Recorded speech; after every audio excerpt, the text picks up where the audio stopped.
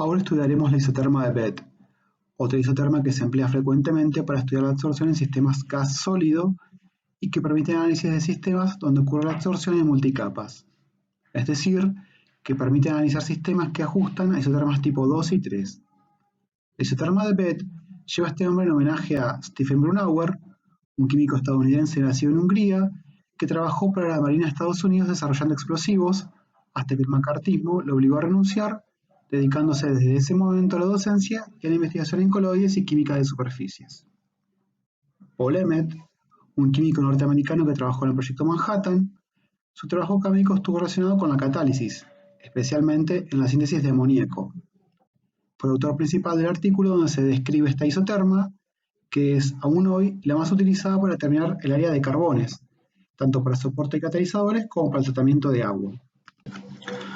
La T proviene de Edward Teller, un físico húngaro que, con la llegada del nazismo al poder en Europa en los años 30, emigró junto con otros notables científicos húngaros a Estados Unidos, donde realizó numerosas contribuciones en física nuclear, espectroscopía y física de superficies. Todo un halcón, también fue parte del proyecto Manhattan y es uno de los padres de la bomba de hidrógeno.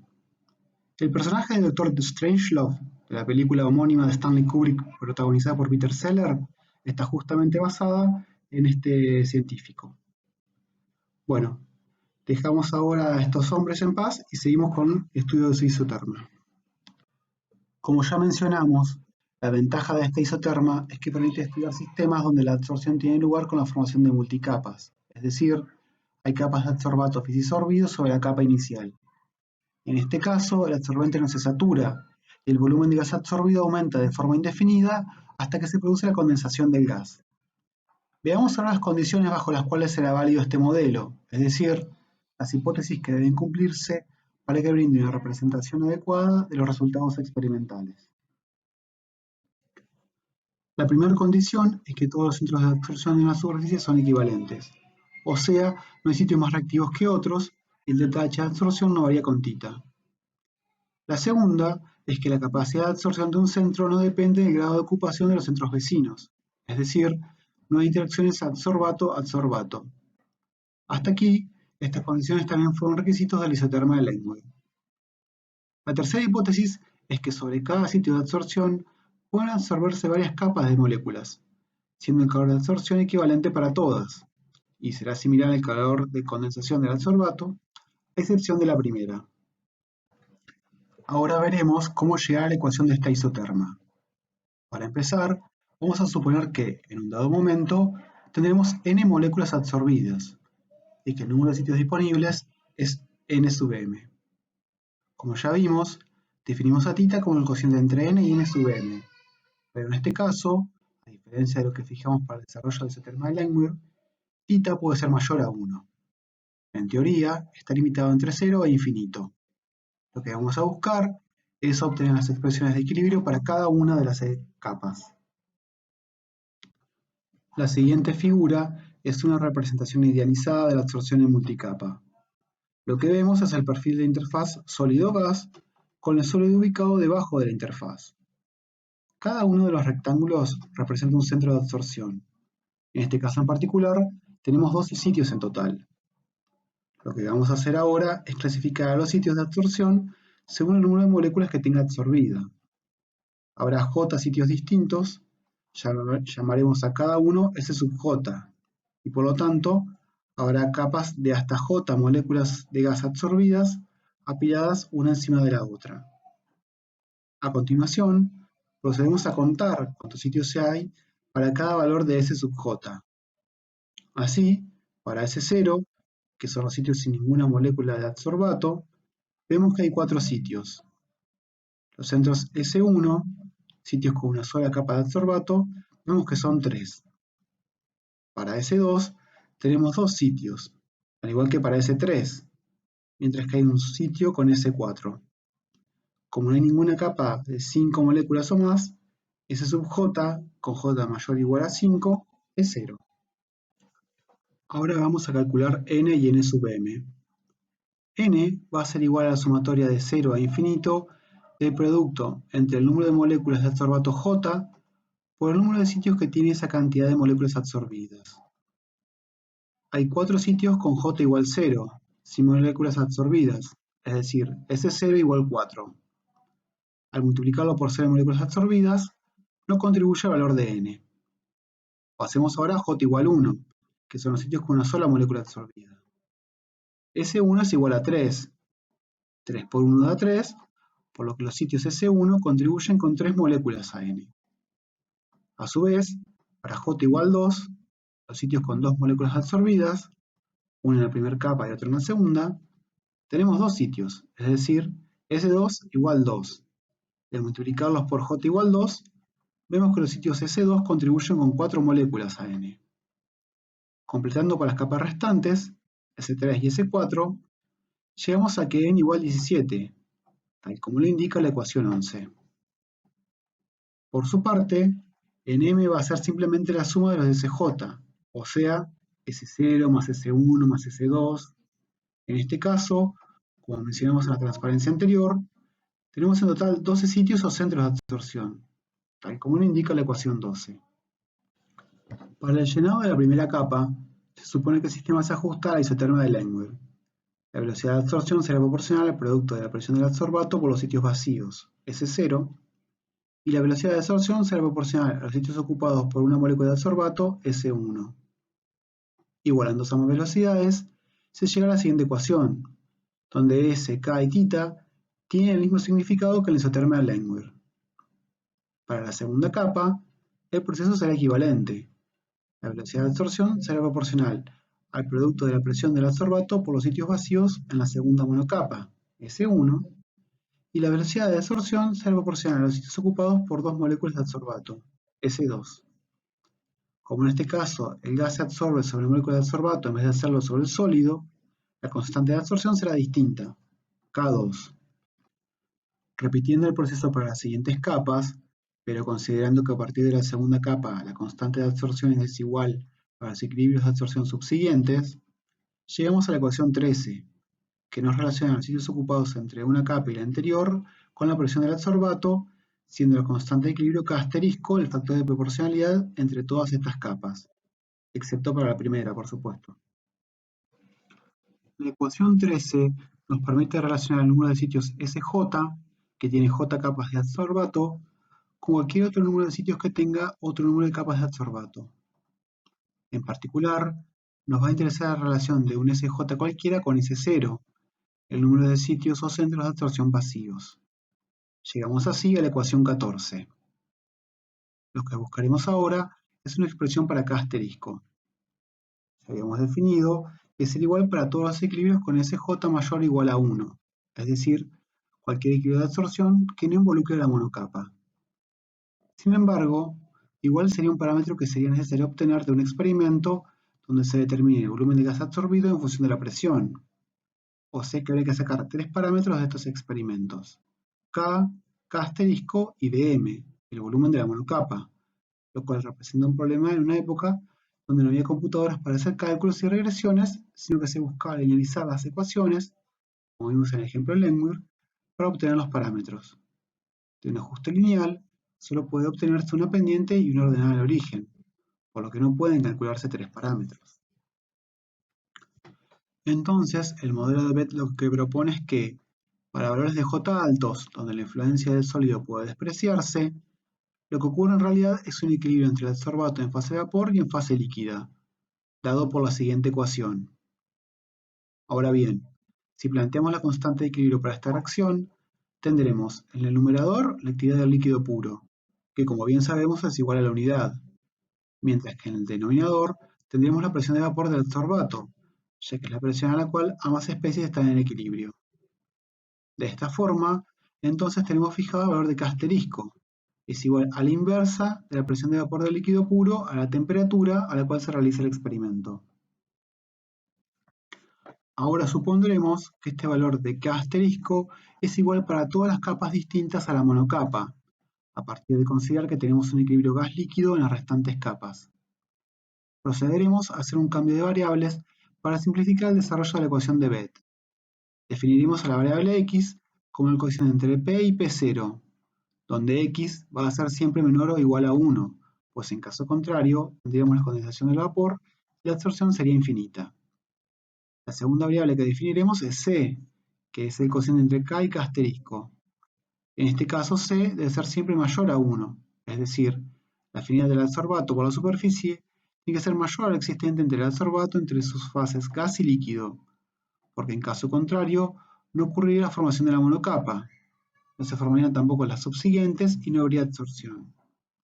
Como C es solo un cociente entre las constantes de equilibrio, no depende de la presión sino solamente de la temperatura, además de depender, obviamente, de la naturaleza del adsorbato y del absorbente.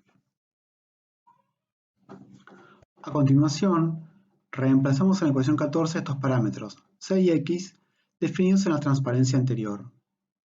Llegamos así a la ecuación 15, que nos relaciona el número de sitios con J capas con el número de sitios libres S0. Ahora, sustituimos la ecuación 15 en las ecuaciones 11 y 12 que usamos para calcular respectivamente N, el número de moléculas absorbidas, y Nm, el número de sitios de absorción. Empezaremos por Nm.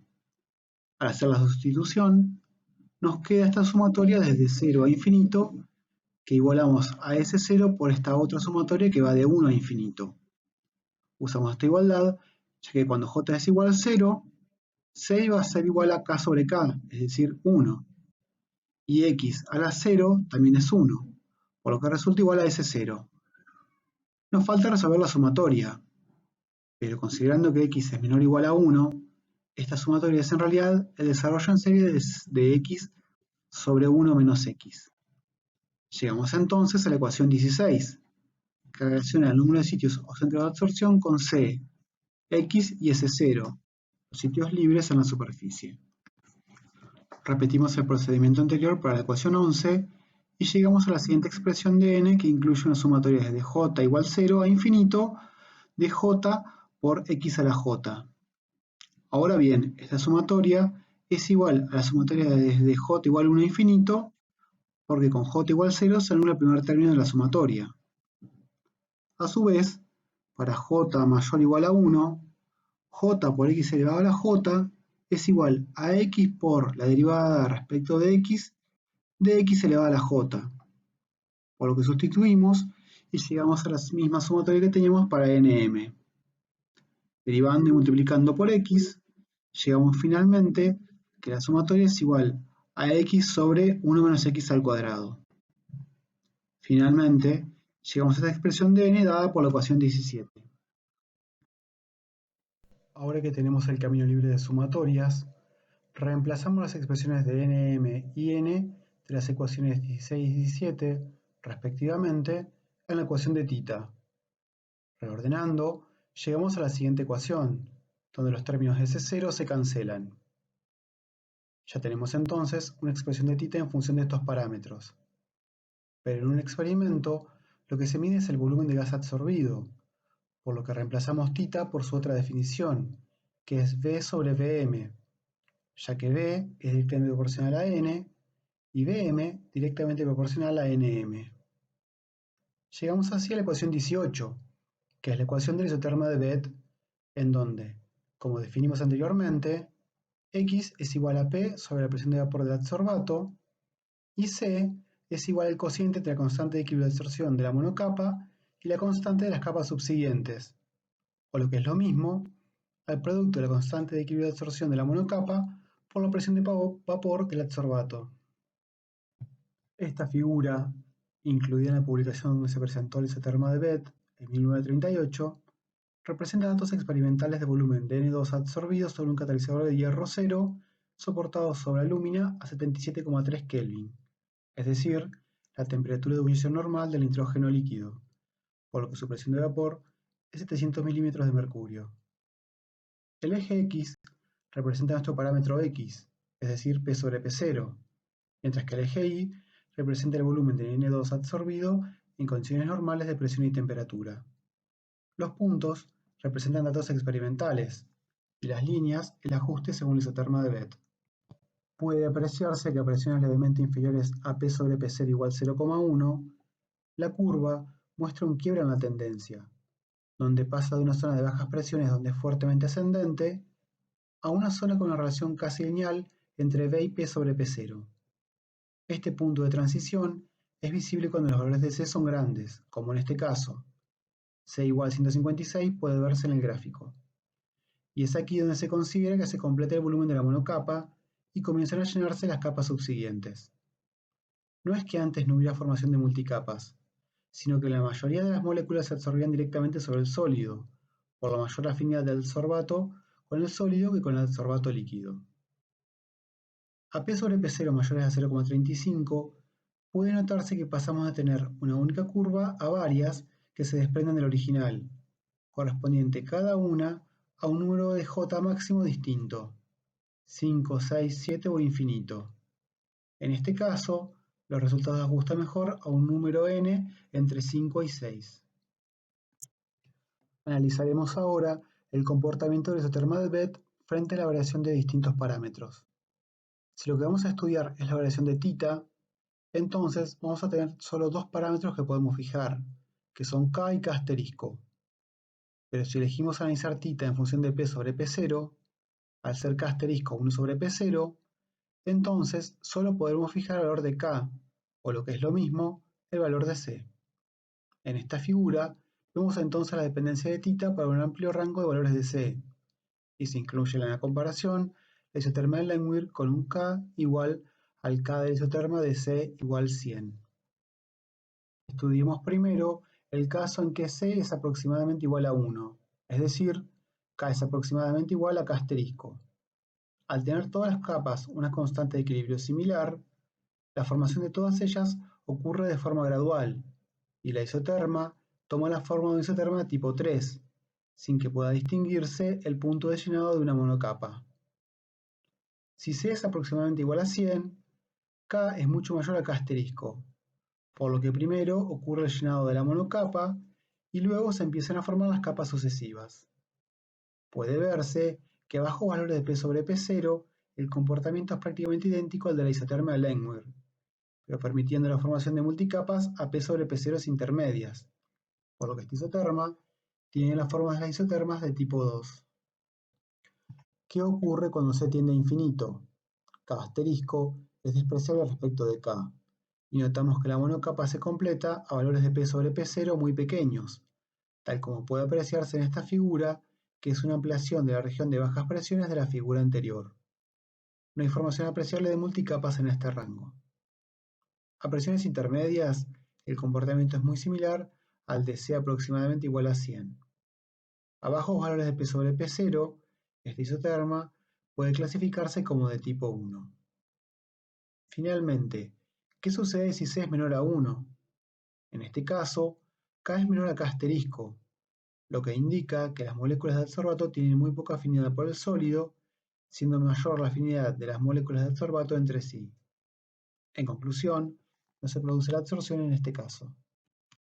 Ahora veremos cómo obtener los parámetros de la isoterma de Beth en los casos en que no podamos hacer un ajuste directo de los datos experimentales de D en función de P a esta ecuación empleando un programa de cálculo. Partimos de la ecuación 18, donde X es igual al cociente entre P y la presión de vapor del adsorbato. A continuación, pasamos B al segundo miembro, mientras que al primer miembro pasamos al término C y a la suma de Cx más 1 menos X, llegando así a esta ecuación. Si reemplazamos ahora X por P sobre P0 y recuperamos términos convenientemente, llegamos a esta expresión que puede considerarse una recta, ya que el término de derecha solo depende de P, siendo P sobre P0 el parámetro X, C menos 1 sobre C por Bm la pendiente de esta recta, 1 sobre C por Bm la ordenada del origen, y el término de la izquierda es I. En la siguiente gráfica se muestran datos de absorción linealizados según esta ecuación.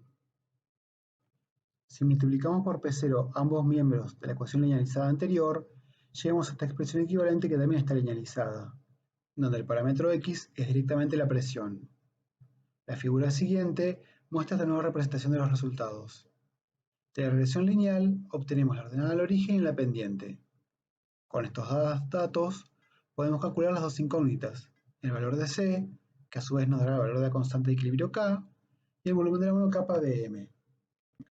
Puede apreciarse que los datos se desvían cuando P sobre P0 es mayor a 0,35.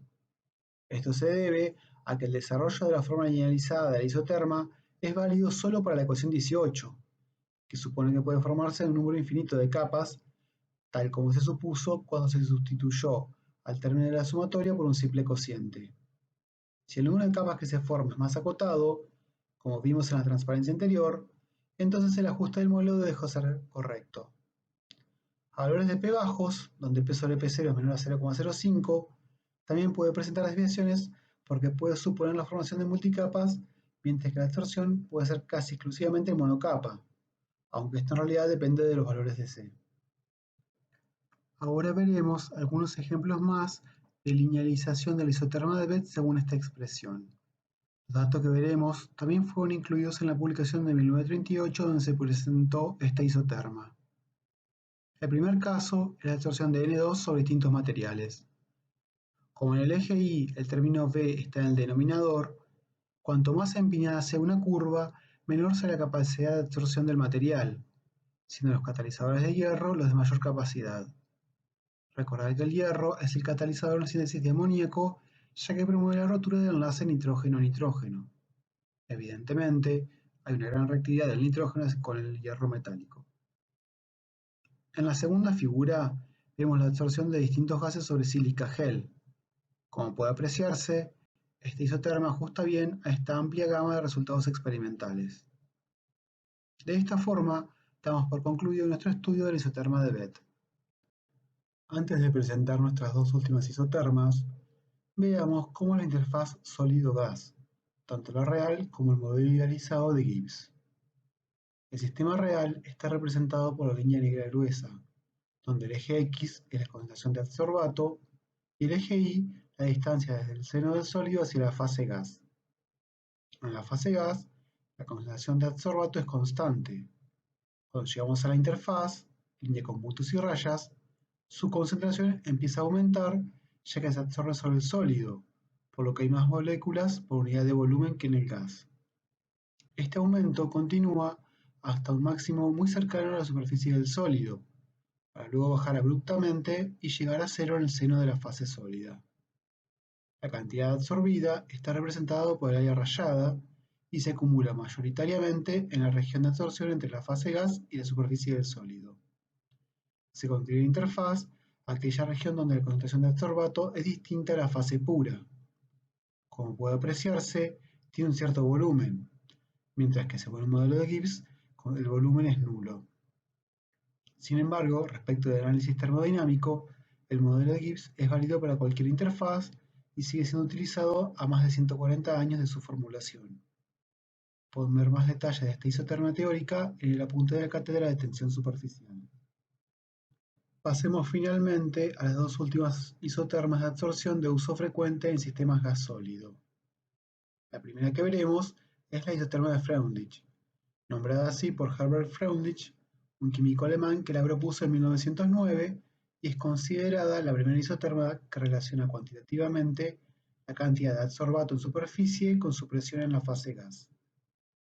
A diferencia de las isotermas de Langmuir y Betz, que se derivan de modelos teóricos, esta isoterma es una ecuación empírica, desarrollada para explicar observaciones experimentales, pero sin ningún modelo teórico que la sustente. Su ecuación es la siguiente, en donde K es la constante de absorción y N es un parámetro que indica la afinidad del adsorbato por la superficie. Cuanto mayor es N, mayor es la afinidad. Las unidades de la constante de absorción son -1 sobre N, ya que θ tiene que ser adimensional.